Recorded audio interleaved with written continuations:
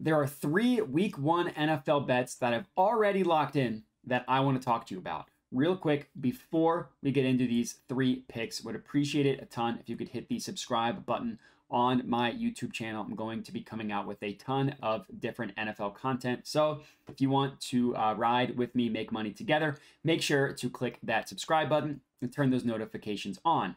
As for me, my name is Matt Modi with Jedi Modi Sports Betting. You can find me on Twitter at Jedi Modi. Let's chat about these week 1 NFL bets. Number 1, my absolute favorite bet that I made so far. It also hurts me the most as an Eagles fan, but we are riding with the Patriots +5. This is at -110 odds, both at BetRivers and at DraftKings. So again, I'm an Eagles fan. This one hurts, no pun intended with the whole Jalen Hurts thing. But the reality is, this is a pretty good bet. Now, before I get into it, let me be clear. I am not high on the Patriots this year. This is not me telling you you should back the Patriots. I'm very high on them.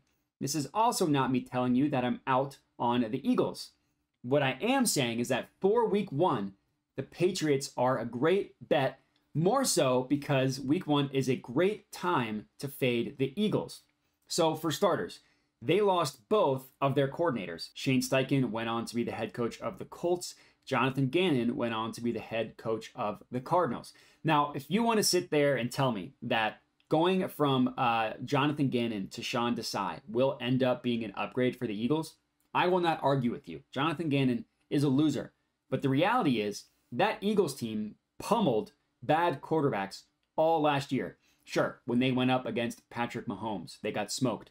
Now, Patrick Mahomes smokes a lot of people. But the reality is, Eagles defense was good last year.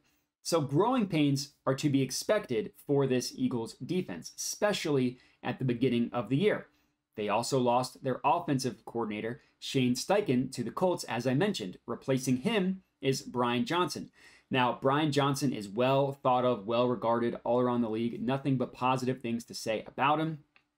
But similar to defensive coordinator, growing pains are to be expected. Shane Steichen was the play caller for the Eagles. Yeah, it's Nick Sirianni's offense. Shane Steichen was the play caller, and he did a phenomenal job in that role over the course of the season. So again, for week 1, growing pains are to be expected. That should be the theme of this bet. Growing pains are to be expected. Eagles are going to be good on offense. I don't have much to say there outside of them losing their offensive coordinator. Defensively is where things are going to be different, aside from the defensive coordinator. They lost 5 starters from last year's team. 5 starters, both of their safeties, both of their linebackers, and their best defensive tackle, Javon Hargrave, who I think people underrate just how good Javon Hargrave was. Now, yes, I do like a lot of what the Eagles did to replace those 5 starters. The reality is they're still replacing 5 starters. That's tough. Growing pains should be expected. They're also a little bit old, not a little bit, they're a lot of bit old at cornerback with Darius Slay and James Bradbury. They were both great last year. I'm not saying that they're not good. What I am saying is that they're older, and it's unrealistic to expect them to be better or even as good as they were last year. And lastly, I do buy into the whole Super Bowl hangover thing. The Bengals last year had a great year, started off 0-2, and looked pretty brutal in those 2 games before turning around. So all in all, I think that there are a ton of reasons to back the Patriots in week 1 against the Eagles, and I don't hate a sprinkle on their money line as well. Next up, second pick. Give me the Cowboys money line, -150 odds at DraftKings. Now, this is a play that is representative of some of my season-long thoughts. This bet accomplishes 2 things that I think of for the year. I'm a little bit higher than consensus on the Cowboys, and I'm a little bit lower on the Giants. Last year, the Cowboys' 2 biggest weaknesses, in my opinion, outside of Dak having an abnormal year in terms of interceptions, was cornerback 2 and wide receiver 2. They struggled opposite of the starter from both of those positions. Outside of Diggs in the secondary, they really didn't have much at cornerback. Outside of CeeDee Lamb at wide receiver, they didn't really have much. Well, what they did this offseason was they brought in Stephon Gilmore at cornerback, and they brought in Brandon Cooks at wide receiver. Yes, both of those players are older, but they're also not expected to be the number one. It's a little bit different than the Eagles, where both of their cornerbacks are older. CeeDee Lamb is the number one receiver for the Cowboys.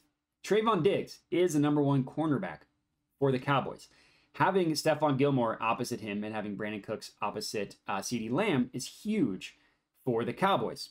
And that hurts me to say. The Cowboys also get another year healthier for Michael Gallup. He tore his ACL at the very end of the 2021 season. Wasn't great the whole 2022 season. There's reason to believe he's going to be a lot better. And the Cowboys, they had the number 2 defense according to DVOA last year. They could possibly be better next year. They upgraded at cornerback, as I mentioned. And looking at 2023, they have a top 10 unit in both the defensive line and cornerback with high-end talent in Diggs and Parsons. Yes, health is required. You could say that for every team. But the Cowboys, I'm a little bit higher on than most. Looking at the Giants, they're one of my favorite bets to take a step back from last year, where they somehow won 9 games and even more somehow made it to the second round of the playoffs before they got trounced when they played real competition. They were 21st in DVOA last year. That's not representative of a team that made it to the second round. 21st in DVOA. In my opinion, Daniel Jones is primed to take a step back than what he was last year. When you look at the season, yeah, sure, he has Brian Dable.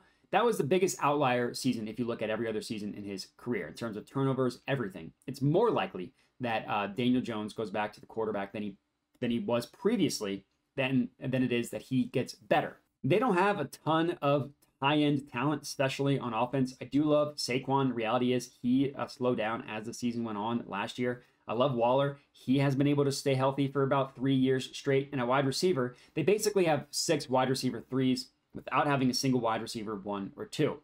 So all in all, I absolutely love fading the Giants this year, and specifically in week 1 against the Cowboys. Last pick of this video, give me the Chiefs minus 6.5, minus 115 odds at BetMGM.